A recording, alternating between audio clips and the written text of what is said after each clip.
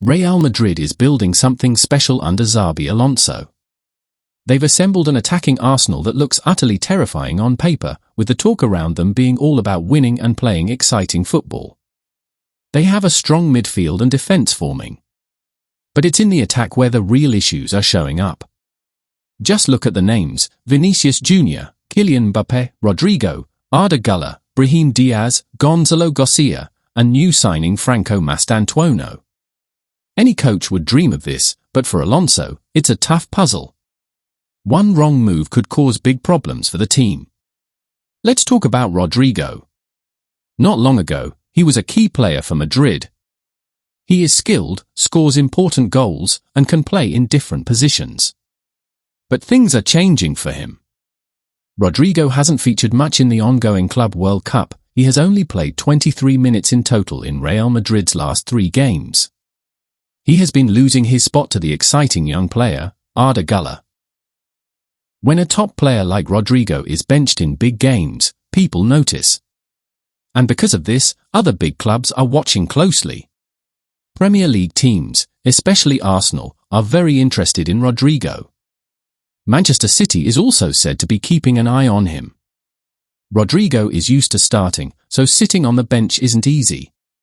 With the World Cup coming up in 2026 and him wanting to play regularly, these rumours are a real issue for Alonso.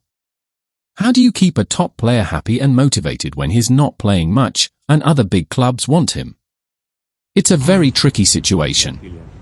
But the Rodrygo situation is only part of it. Think about the Club World Cup. Kylian Mbappé was out sick for a while. This gave a chance to another young player, Gonzalo García, and he took it. García became a surprise starter and scored 3 important goals and made an assist in those games where Rodrygo was benched. García showed he's ready for the big stage with his speed and good finishing. Now, with Mbappé back, Alonso has a tough choice. Does he drop García, who's in great form and earned his spot, for the superstar? Or does he risk making Mbappé unhappy, or even worse, create problems in the team? This is a tough decision for any coach. And don't forget Arda Güler. This young Turkish player has been amazing this season. His performances in the Club World Cup is fantastic. His vision, dribbling, and ability to create chances have put him ahead of Rodrygo so far. Alonso clearly trusts him and is giving him time to play and show his skills. Güler is a big part of Madrid's future attack. But the more he shines, the tougher the competition for places becomes, leaving less room for others. Then there's the exciting new signing, Franco Mastantuono, from River Plate. This young Argentine talent is expected to be a huge star. He's another attacking midfielder or winger who will want a spot in the future team. Even if he's a long-term project, his talent is clear.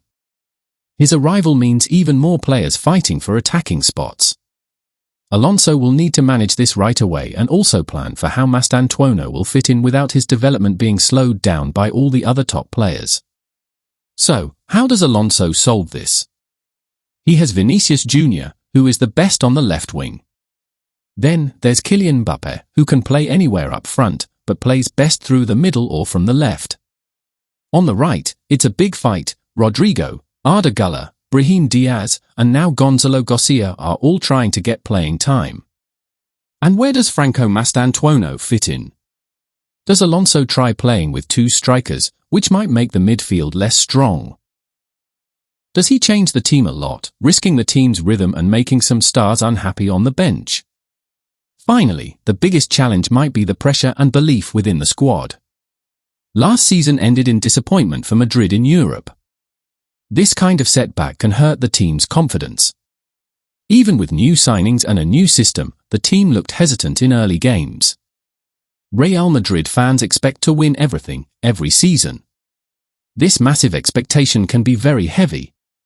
Alonso's hardest job is to rebuild that strong belief, that winning mentality that makes Madrid special. He needs to make every player feel confident and united so they don't crack under pressure. Alonso's way of playing focuses on quick movement and high energy. He needs attackers who can adapt, press the opponent, and follow complicated plans.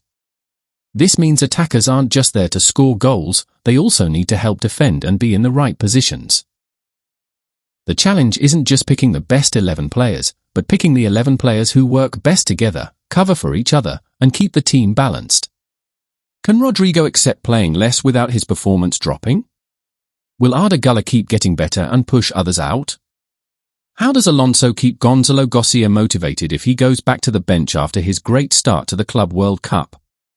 This isn't just about tactics, it's a huge challenge in managing people. Keeping world-class players happy when they aren't playing often is one of the hardest parts of coaching a big club.